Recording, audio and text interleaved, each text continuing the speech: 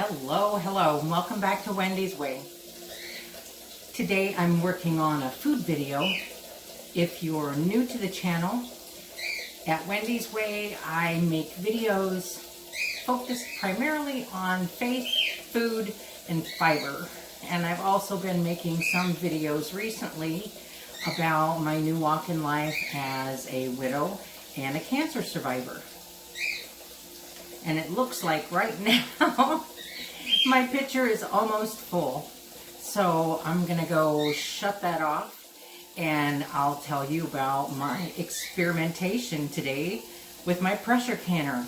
I'm gonna do something brand new that I've never done before, and without a recipe, just with guidelines on how long it should be canned by the ingredients that I'm using in the size of jars. So hang on just a second.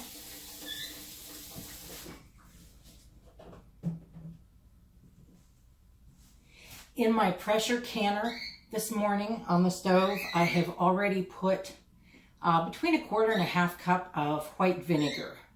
I put that in with a gallon of water in my canner, and that is the specific amount that my canner requires, my pressure canner. There's a line on the inside, and there are instructions that come with the canner, as well as in my ball canning book and food preservation book. So I'm going to get that on and start it warming up.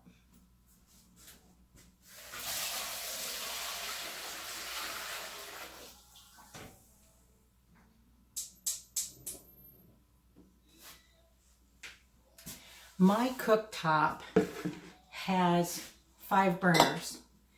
The 2 in the front are very large and run very high and very hot.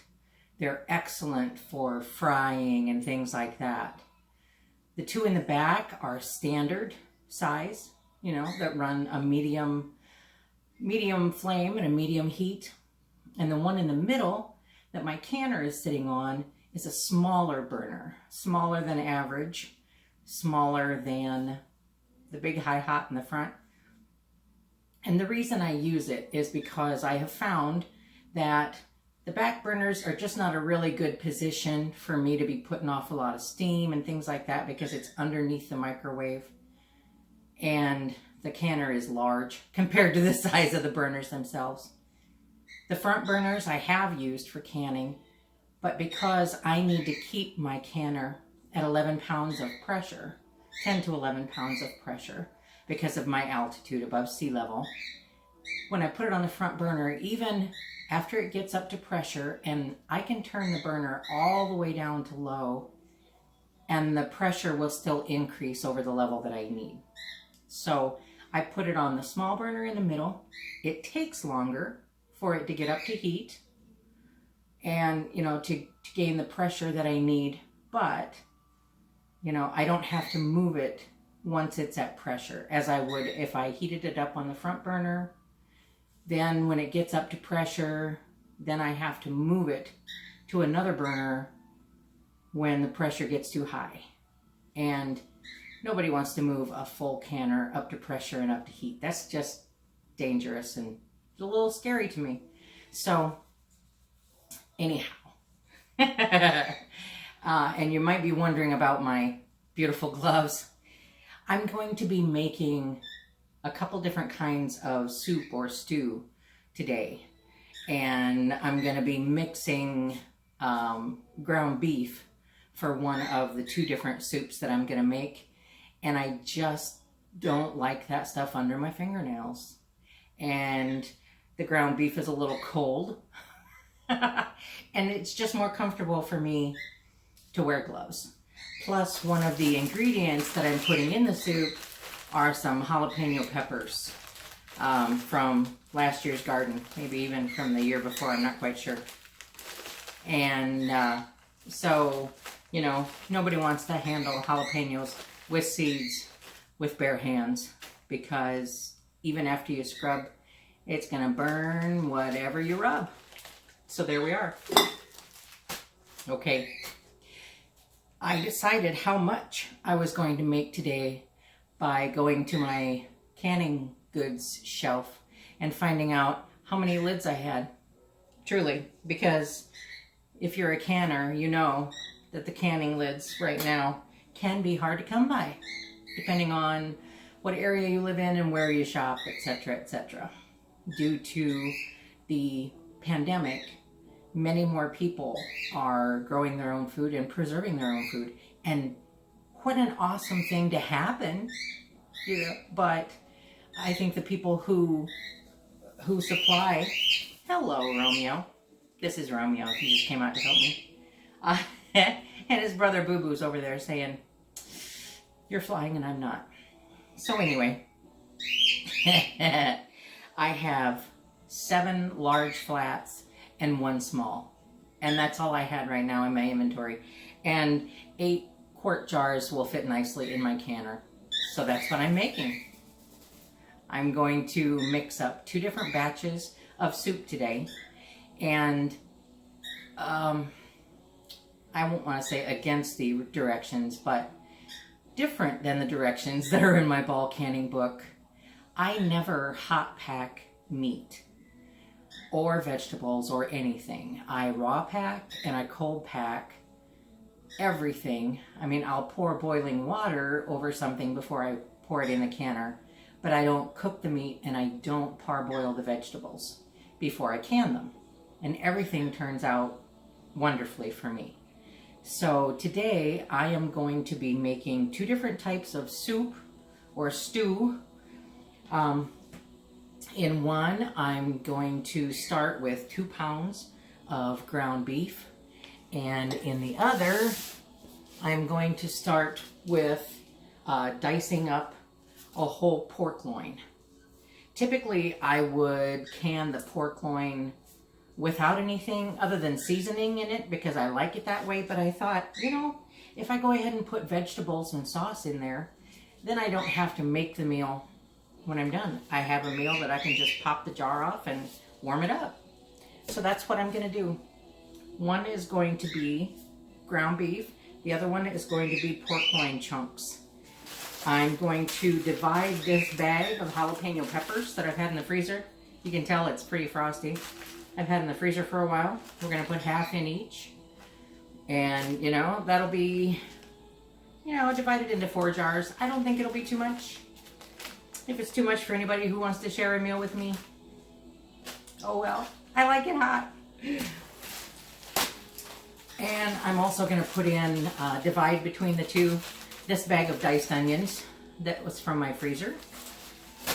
I'm going to put 2 cups of black beans, dry black beans. Again, I'm not soaking them. And for this reason, I'm going to put in a decent amount of sauce or liquid because they will soak it up pretty well. So black beans, I love black beans. And I'm going to put in at least 4, if not 5 cans of tomato sauce. Just tomato sauce. Probably I'm going to put at least a teaspoon of salt in each quart jar because I would if I were simply canning the meat. And I don't think there are any other spices I want to break out yet. I think I may just end up seasoning the soup after I, you know, pull it out of the jar, because putting in onions and jalapenos and tomato sauce and salt, it'll have a good amount of flavor, and if I want to add anything else later, I can. So, all right, I'm going to get busy mixing things up, and I'll be right back to show you what it looks like when I get it in the jars.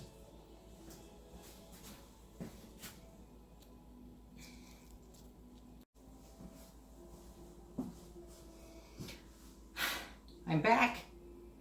I put the black beans dry and the frozen onions and the frozen jalapenos in with the tomato sauce, the ground beef, and I diced up the pork loin.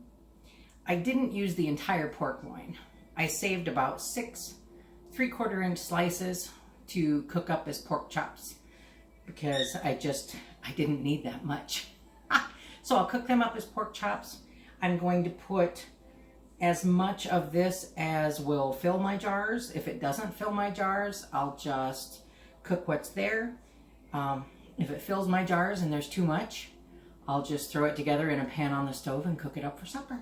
So here we go. I'm going to start filling and show you part of it, and then I'll finish and I'll get back. So basically, not a lot of soup, shall we say, in the ground beef. You know, because it's not solid, it's pasty. And so it's not going to go through the funnel as well as something more liquidy. But I'm going to put it in, and then I'll get probably the handle of a wooden spoon. It's kind of like a dowel that I've got to remove the air bubbles, because, you know, there are going to be pockets of air and they will fill themselves. You know, once I put it down, I'm going to leave at least an inch on the top, because there is a lot of moisture, not only in the frozen vegetables, but also in the ground beef itself. So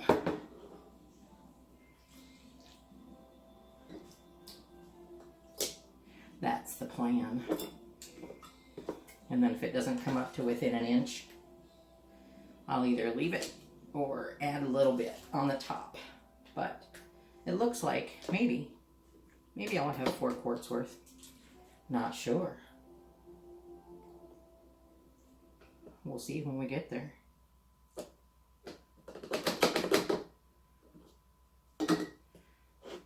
Not sure you want to watch me through this whole thing, but if you don't want to, feel free to speed on ahead.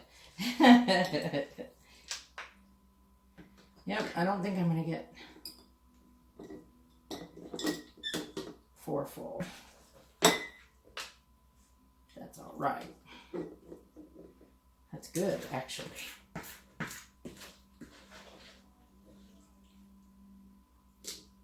I'll get 3 full.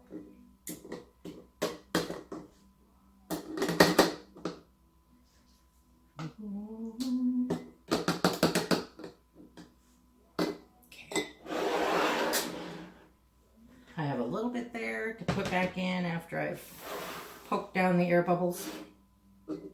I'm going to rinse my funnel real quick, get the hamburger out of it, and start on the pork.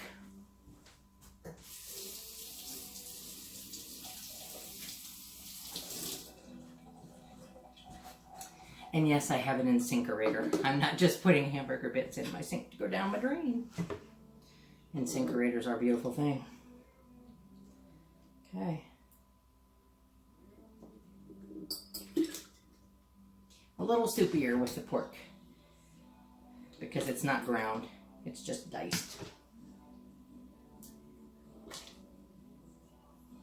Okay. Yeah. Not going to be as many air bubbles in these. So,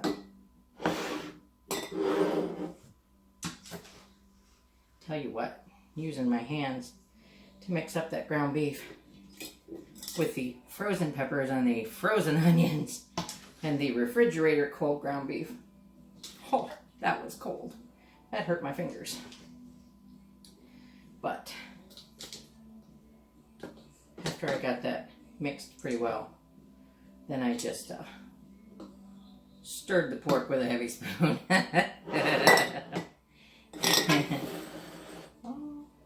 Okay.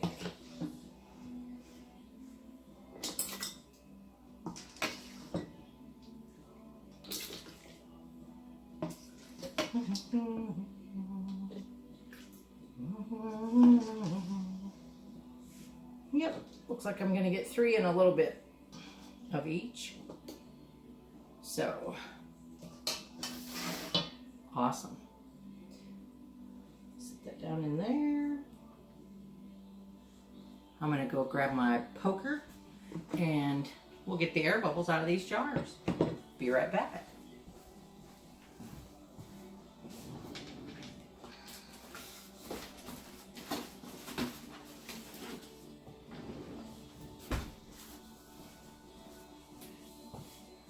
When it comes to wooden utensils, wooden spoons, I really like big heavy handles, but I had this one around forever.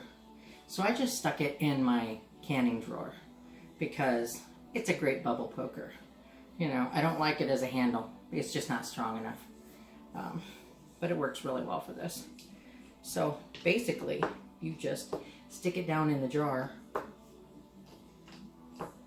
and poke out any air bubbles. Of course, I'm not trying to settle the pork, but you know, it's gonna cook and stir in the canner anyway. There really isn't much for bubbles in these pork jars because, well, just because there isn't. It's pretty saucy.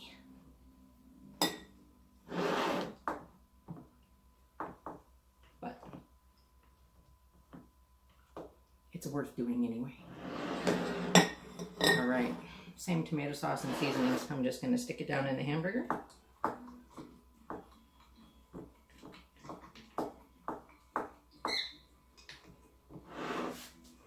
And then we'll top these off and get them in the canner.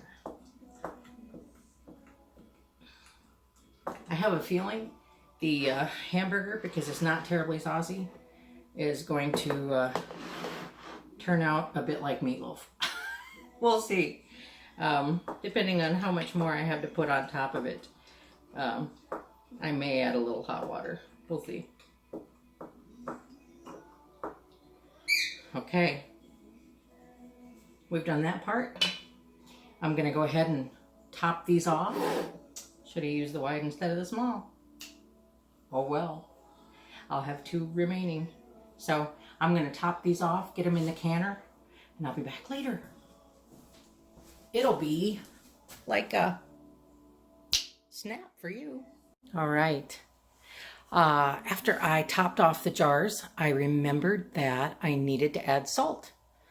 I didn't want to add salt to the mixture itself because then you're not sure exactly how much is going in each jar.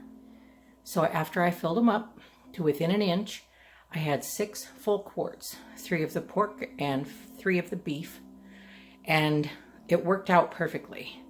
And I was really glad when I put them in the canner because I realized I only have room for 7 quarts in my canner, not 8.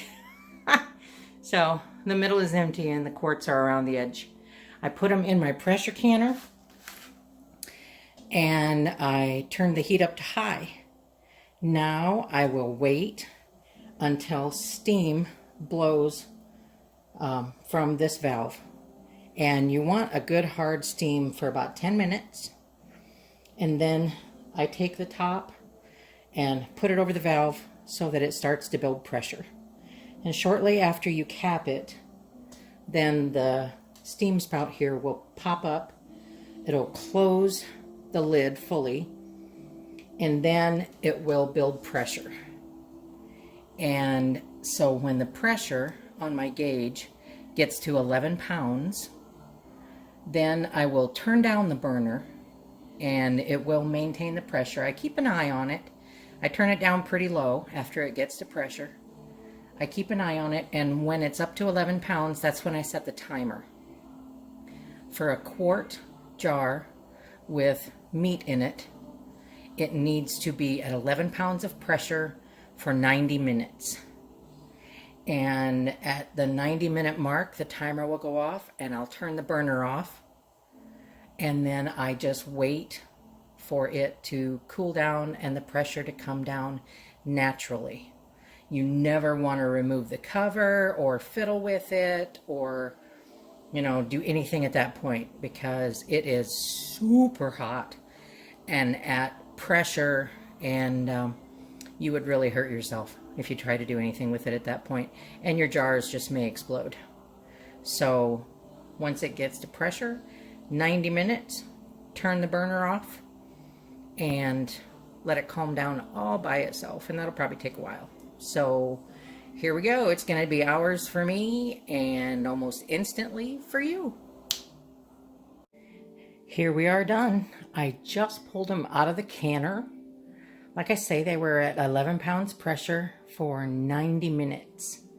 And they were quite full. I had them all within an inch or a little better from the top, and they did press out quite a bit. Here, I'll show you. It looks like broth rather than water now because so much liquid actually pushed out of the jars while they were in canning. I think they look awesome, but you know, you don't know until you pop one open. And right now they're super hot. They haven't even sealed yet. They're still boiling and cooking on the inside. The 3 in this front row with the small lid in the middle are the ground beef. And the 3 in the back row are the pork loin. And I'm pretty excited about how they look and how they turned out. I'll wait for them to seal. And, you know, I'm not going to dig into them right away. As you can see, they're still bubbling and boiling, that one in the middle and the back. And they'll probably do that for hours yet. Most often they do when you pressure can. But this is the finished product of my experimentation. I'll let you know how it turned out. But like I say, there's ground beef in the front row and pork loin in the back. I used tomato sauce, frozen jalapenos from the garden, frozen onions, a little bit of salt. I think that was it. Oh, black beans. Black beans dry, not soaked.